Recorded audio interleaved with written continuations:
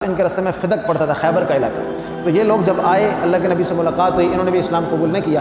واپسی پہ جاتے ہوئے فدق میں جب یہ ٹھہرے تو وہاں ایک یہودی عالم تھا، اس نے کہا کہ آپ لوگ کہاں سے آ رہے ہو؟ حج کر کے آئے ہیں؟ کس سے ملاقات ہوئی؟ ساری باتیں پوچھی تو اس نے کہا کہ ابھی واپس جاؤ، ان کے ہاتھ پہ بیعت کر لو۔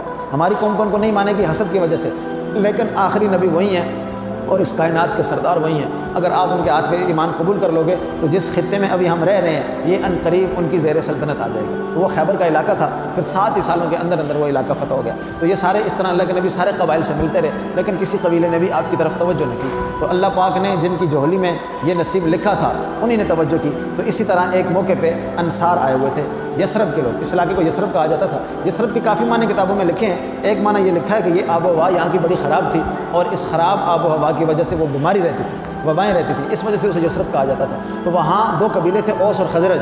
یہ یمن میں جب سد معارب ہوا تھا، سیلاب آیا تھا، قوم تبا تباہ ہوئی تھی، تو یہ اس کی اولاد میں سے تھے، قحطانی عرب تھے۔ تو وہاں سے یہ نکل کے آئے اور لوگ سارے ارد گرد پھیل گئے، اور یہ 2 قبیلے اوس اور خزرج یہ مدینہ میں آ گئے۔ یہ بیٹے تھے ثعلبہ کے، تو اس کے 2 بیٹے تھے، یہ دونوں بیٹوں سے پھر قبیلے چل گئے، اور یہ ان کی آپس میں پھر بڑی لڑائیاں ہوئیں، کیونکہ جب غسانیوں کا دور تھا تو مدینہ کے حکمران یہ لوگ بن گئے تھے۔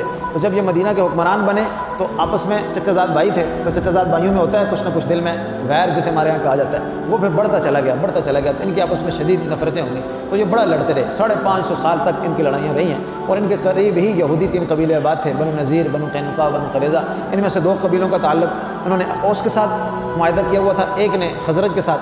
اور یہودیوں کی جس طرح آج تک چلتا رہا، کہتے ہیں سمندر میں 2 مچھلیاں بھی لڑیں تو سمجھ جائیں یہودیوں کی سازش ہے۔ تو وہاں بھی ایسا ہی تھا، وہ ان کو لڑاتے رہتے اور ایک کو بھی اسلحہ بیچتے، دوسرے کو بھی اسلحہ بیچتے، خود ان کا مقابلہ نہیں کر سکتے تھے کہ وہ جنگجو تھے، طاقتور تھے اور حکمران بھی تھے، اور یہ لوگ کمزور تھے۔ یہودی لڑنے میں ہمیشہ کمزور ہوتے ہیں، پیچھے رہ کے وار کرتے ہیں، تو یہ ان کو لڑاتے رہے، ان کو کمزور کرتے رہے۔ اب یہ قبیلہ بھی ان کا جو ہے قرض دار، یہ قبیلہ بھی ان کا قرض دار، ان کو بھی اسلحہ یہ دے رہے ہیں، ان کو بھی اسلحہ یہ دے رہے ہیں، اور کبھی نہیں چاہتے کہ ان کی آپس میں صلح ہو، لیکن اللہ کے نبی کی وجہ سے ہوئی۔ انشاءاللہ اگلے دروس میں اس واقعے کو ذکر کریں گے، اور آج بھی یہودی ایسا ہی کر رہے ہیں۔ اب ہمارے علماء کہتے ہیں کہ پاکستان کی ضرورت جنگ ہے ہی نہیں، ہم امن والے لوگ ہیں، تعلیم پڑھنا پڑھانا کام ہے، تو ایسے لوگ امن میں جی سکتے ہیں، جنگ میں نہیں جی سکتے۔ تو مسلمان کبھی جنگ کو پسند نہیں کرتا۔ اللہ کے نبی نے بھی فرمایا جنگ نہ مانگو، اگر مسلط ہو جائے تو پھر پیٹھ نہ پھیرو، پھر مرد بن کے لڑو، لیکن خود جنگ کی ابتدا نہ کرو، خود جنگ مانگو نہیں۔ تو ہم ایسے ہی مسلمان ہیں پوری دنیا میں، لیکن یہ ابھی جو لوگ ہیں یہودی، یہ چاہتے ہیں آپس میں لڑتے رہیں، ایک مسلمان کو بھی ہوا دیں گے، اس کے اندر بھی ایسی نظریات پیدا کریں گے، دوسرے میں بھی ان کو بھی اسلحہ بیچیں گے، ان کو بھی اسلحہ بیچیں گے، اور آپس میں لڑاتے رہیں گے۔ تو آج اکثر اسلامی ممالک جو ہیں